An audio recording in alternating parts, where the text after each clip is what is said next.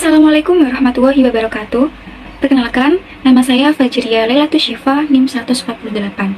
Di sini saya akan mempresentasikan hasil observasi mengenai pembelajaran matematika pada jenjang kelas 3 di SDN Gempol 3. Adapun permasalahan atau kesulitan yang saya temukan selama observasi adalah yang pertama, terdapat kurang lebih 3 siswa dari total 29 siswa dalam satu kelas masih kurang lancar atau bahkan tidak bisa membaca sama sekali. Masalah yang kedua yaitu guru kelas seringkali menggunakan model pembelajaran problem based learning sehingga siswa yang masih belum bisa membaca mengalami kesulitan mengikuti pembelajaran sehingga mereka hanya diam dan pasif. Slide berikutnya yaitu mengenai proses pembelajaran. Nah, guru kelas seringkali menggunakan metode atau model pembelajaran problem based learning dengan menggunakan media pembelajaran berupa benda-benda konkret atau nyata. Dan untuk bahan ajar yang digunakan yaitu berupa buku paket, buku LKS, dan juga LKPD yang telah dibuat sendiri oleh guru kelas.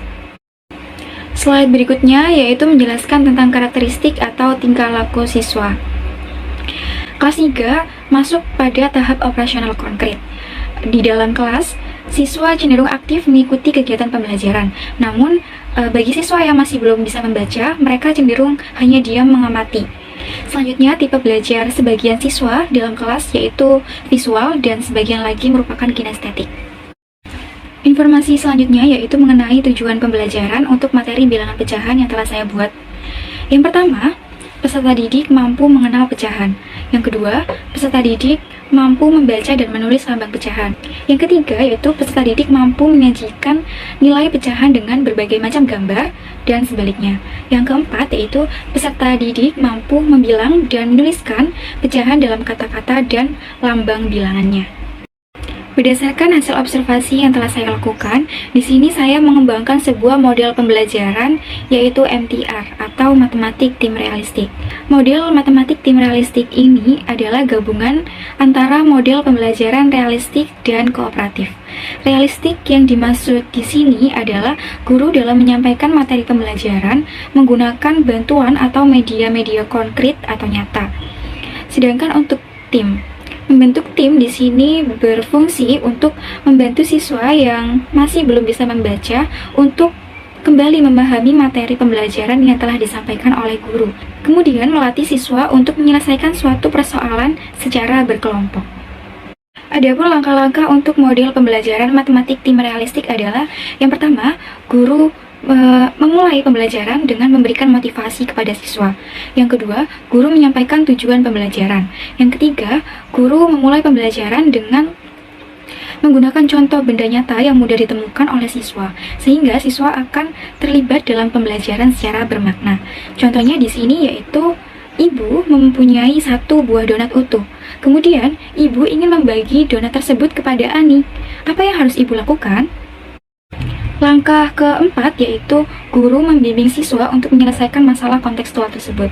Contohnya seperti, jadi yang harus ibu lakukan adalah membagi atau memotong donat menjadi 2 bagian yang sama besar. Di sini ibu akan mendapatkan setengah bagian donat, sedangkan Ani mendapatkan setengah bagian donat juga. Langkah kelima yaitu guru menghubungkan materi pecahan dengan masalah yang telah disampaikan tadi. Contohnya yaitu, setengah adalah contoh dari bilangan pecahan. Apabila dituliskan akan berbentuk 1/2. Angka 1 terletak di atas garis disebut dengan pembilang, sedangkan angka 2 terletak di bawah garis disebut sebagai penyebut. Langkah ke-6 yaitu guru menjelaskan bagaimana cara menentukan bilangan pecahan dengan menggunakan berbagai gambar yang telah diarsir. Langkah ke-7 yaitu guru membagi kelas menjadi 5 kelompok. Langkah ke-8, tiap kelompok akan diberikan berbagai gambar bangun datar yang berbeda untuk diarsir sesuai dengan bilangan pecahan yang tertera. Langkah ke-9, yaitu peserta didik diminta untuk menyelesaikan persoalan secara berkelompok. Langkah ke-10, peserta didik diminta untuk mempresentasikan hasil kerja kelompok tersebut di depan kelas. Langkah ke-11, guru akan membagikan soal sebagai bentuk evaluasi secara mandiri. Sedangkan langkah terakhir, guru akan mengulas kembali pembelajaran yang telah disampaikan untuk mengetahui seberapa paham siswa dengan materi yang telah disampaikan.